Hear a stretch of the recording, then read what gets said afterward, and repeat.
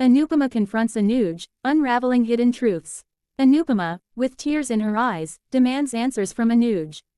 As they face off, the tension between them is palpable.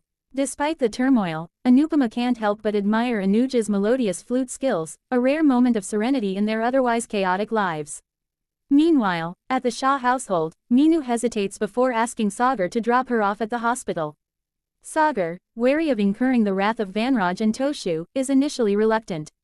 However, Meenu reassures him with a simple yet profound statement, "You're a good man, and there's nothing to fear." Her words leave Sagar blushing, and he finds himself lost in daydreams of spending more time with her. Back at the Shah house, Toshu, with an air of misplaced confidence, is seen urging his friend to invest in a new venture. Unbeknownst to him, Kinjal overhears the conversation and immediately accuses him of gambling away their future. A heated argument ensues between the estranged couple, with Kinjal pleading for him to reconsider his reckless ways. Toshu, however, dismisses her concerns, arrogantly proclaiming that their family is now part of the elite class. Kinjal's pleas for him to earn his wealth honestly fall on deaf ears as Toshu refuses to listen. As the budding romance between Sagar and Meenu continues, Meenu grows anxious about being late for work. Sagar reassures her, promising that he will get her there on time. In an effort to lighten the mood, Meenu asks Sagar about his past, and he opens up, revealing the hardships he faced that led him to Aasha Bhawan at such a young age. Meanwhile, back at the heart of the story, Anupama suddenly collapses, a sharp pain shooting through her leg, rendering her unable to move. Anuj, hearing her cry for help, rushes to her side. As he cares for her, he gently asks about the accident that led to her injury.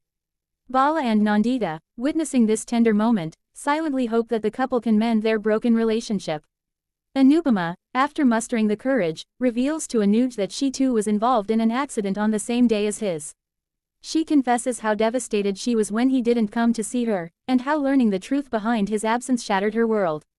With a trembling voice, she asks Anuj if he truly blames her for Adia's presumed death.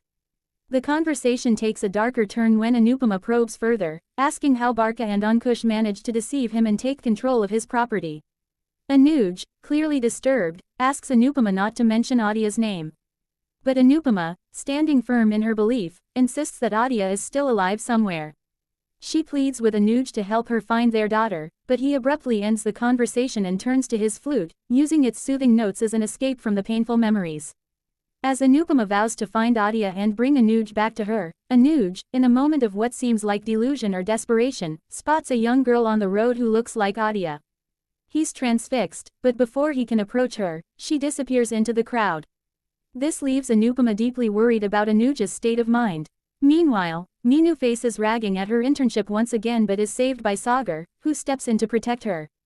Just as things seem to be calming down, the scene shifts back to Anuj, who is seen touching an electrical pole, lost in thought. The significance of this moment is unclear, but it leaves everyone, including Anupama, on edge, wondering what Anuj might do next. We also wanna hear from you. Let's create meaningful dialogues through F3. Share your thoughts and interests in the comments section, and we'll tailor our upcoming video discussions to reflect your preferences. Your feedback is invaluable, and we're dedicated to shaping our content around your needs. Thank you for being an essential part of our journey. We wish you happiness and fulfillment in the moments ahead.